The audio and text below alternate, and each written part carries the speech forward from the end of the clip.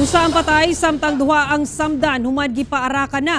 Gisunog pa ang usa ka balay sa Cabadbaran City sa Agusan del Norte. Ani report. Dead on the spot ang biktima ang si Joel Abu-Abu Jr. human gipaarakan sa mga wa mahiling lalaki ang ilang balay kauban ang unumpa ka paryente nini samtang nanihapon sa Purok 9 Barangay Calambas sa Cabadbaran City sa Agusan del Norte. Samdan sab sa hitabo sila Samson Villamor ug Noli Villamor kinsa ig-agaw sa biktima. Samtang nakaikyas ang upat pa nila kaparyente. Wa pa natagbaw mga sospek ug gisunog pa ang panimalay sa mga biktima.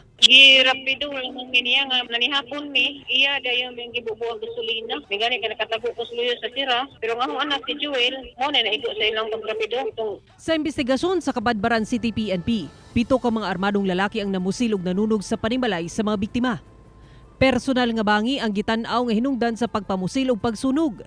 Na-recover sa crime scene ang 18 ka bala sa M16 rifle. Doon na nasab sila 2 ka persons of interest. Nagpadayon na investigasyon sa kaso samtang kasuhan og murder, frustrated murder ug arson ang 2 ka persons of interest. Based sa result sa postmortem na 13 ka mga samad pinusilan sa different parts sa iyang body. Away lang gid ni siya sa usa ka lumulupyo sa lugar. Ako si Sarah Hilomen Velasco para sa One Mindanao.